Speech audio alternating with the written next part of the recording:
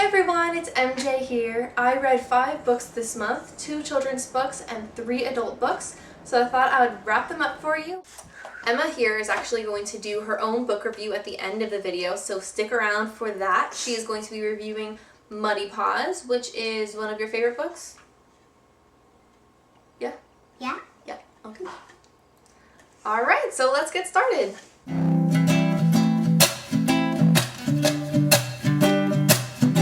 The first book I read this month was called Counting by Sevens by Holly Goldberg Sloan. I loved this book.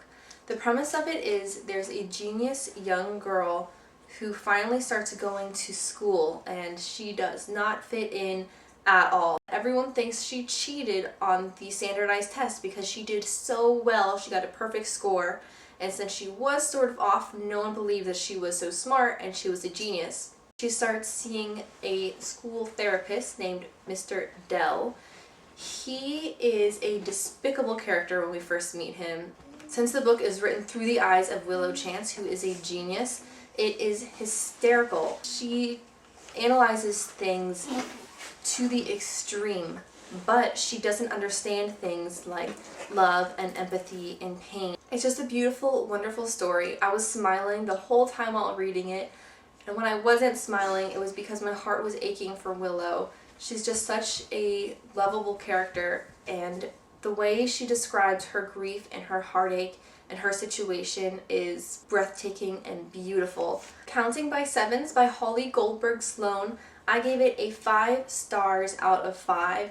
This book was beautiful and heartbreaking and touching in all the right ways. The characters were wonderful. The story was brilliant. I just loved it. The second book I read this month is called Inside Out and Back Again. It's by Tanga Lai. This is an autobiographical story written in poem form. It is told through the eyes of Ha, who is a Vietnamese girl. At the beginning of the story, the Vietnam War is going on. Her father has been away for many years. They haven't heard from him for a while. We don't know if he's alive or not, but the family does have hope. But Ha has a very positive outlook on everything. She deals with her problems. She tries her very best to overcome them instead of crying about them. Because the poems were so simple and sweet and funny, I just fell in love with it. This book does have some very heavy themes. It deals with war, with losing parents, but not speaking the same language as anyone else, being excluded from school, racism. It deals with a lot of very heavy things, but it deals with it in a way that is very digestible, easy to understand, and it really gets to the heart of the issue very quickly without wasting a whole lot of time on extraneous details. The poetry format for children anyways may be a little bit much, but for an adult, it's beautiful. So, Inside Out and Back Again by Tanga Lai. I gave it a 4 stars out of 5. The third book I read this month is called Orcs and Crate. It is by Margaret Atwood. This book is a dystopian novel.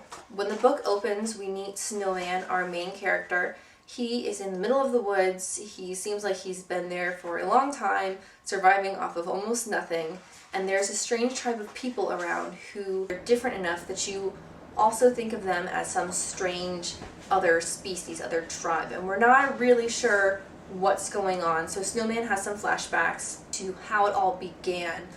We meet Orcs, who's the love interest, and we meet Crake, who is the best friend. Crake is a genius, and in this world, biotechnology is the new thing. There are farms everywhere growing things from hearts to livers. Eventually they can be harvested and sold to consumers like us. These farms have huge amounts of security. We don't know a whole lot about what's going on in the world, but we do know it is horrible, it's bad. Crake, the genius, sees a way to fix it, and he goes about doing that.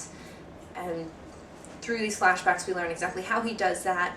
Cue the end of the world and Snowman in his very, very strange, sort of funny circumstances. The thing that keeps this book going is the mystery, because we know the end result, we know a little bit of the beginning, but we don't really know exactly how it all went down. We don't find out till the end. I wanted to like it more than I did, but I'm going to give it 3 stars out of 5. I am going to continue with the series. I'm going to read book 2 and 3, and I will let you guys know if book 1 really was necessary to read, because I didn't enjoy it all that much. The next book I read is called The Lies of Locke Lamora by Scott Lynch, but oh my gosh, you guys, this book. I was just blown away by it, from the characters, to the setting, to the plot, to the, oh man, how the characters interacted with each other, what they used to get their way, and how they went about all their little thievery was just awesome. First of all, let me tell you what the story was about. So The Lies of Locke Lamora follows Locke Lamora. We first meet him when he is a child. He's an orphan, and he is being sold to Master Chains, who is a blind priest. We soon find out that Master Chains and his associates are not so holy. They are actually thieves. They are a special breed of thieves. A lot of people have been comparing this book to Robin Hood because they steal from the rich and give to the poor, but they don't actually give anything to the poor. They steal from the rich and then they don't know what to do with the money. They kind of just hide it away. They're not really sure what to do with it, because in order for all of this to work, they need to seem really poor. So they can't be buying anything with the money, or else their cons won't work anymore. So they're hoarding all of this money. They're stealing so much from these rich people, and what do they do with it? Nothing really. So I actually really liked that about the book, that they weren't stealing really for their own personal gain. They were more stealing because it was fun for them. They really liked to do it. They enjoyed dressing up and tricking people and making these elaborate schemes to get what they wanted, and kind of, you know, giving the middle finger to those in charge and the government. I thought that was really great. Locke is not the only character in the book, of course.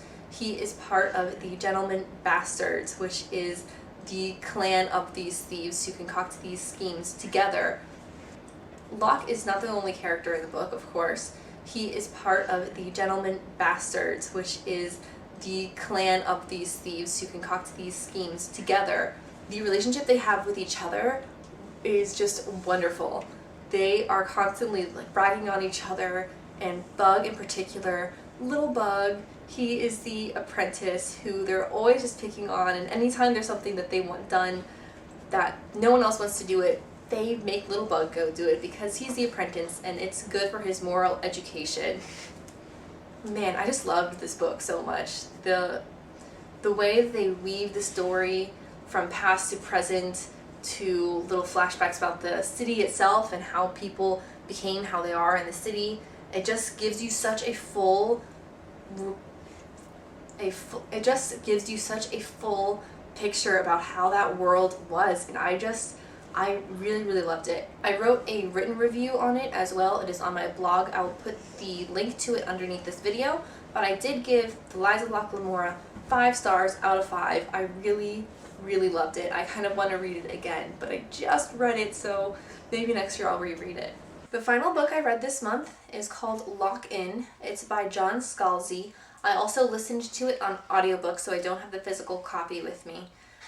Lock In is about a virus that sweeps the nation. Some people who get the virus are perfectly fine afterwards, they recover. Some people have their brain structures changed, and some people are in a coma for a long time, cannot wake up, but they are fully aware, and the people in this society have technologies to let them link up their brains with specially designed robots. So these people are in a coma, but they also have robots walking around the world as themselves, and they are fully functioning robots. You know, they're under human control, so they have civil rights and laws pertaining to them, and there's a big political aspect to the book. The people who got the virus and had their brain structures changed, they can also link up with the people who are in a coma, and they do this for a profit. The people who are in a coma, if they had a lot of money, they can pay someone who is able to link up with them a certain amount of money, and they can experience life again as a real live person. Of course, there's a big gray area there for laws and rights and who did what. If one of the people who is linked up commits a crime while they're linked. Because how do you prove it? And there's a huge problem with this. So our main character, he's an FBI agent, and he specializes in these sorts of cases because he himself is locked in, and he walks around the world as a robot. And there's a lot of crimes that happen around this time, and they are linked in some way, and he's trying to figure out how they are linked. So that's what the book is basically about. It was very interesting to think of the people locked in and what their lives were like, and the ramifications for this new world and the system that they had in place, and what side of the argument different people were on. That's about where it ended for me, though.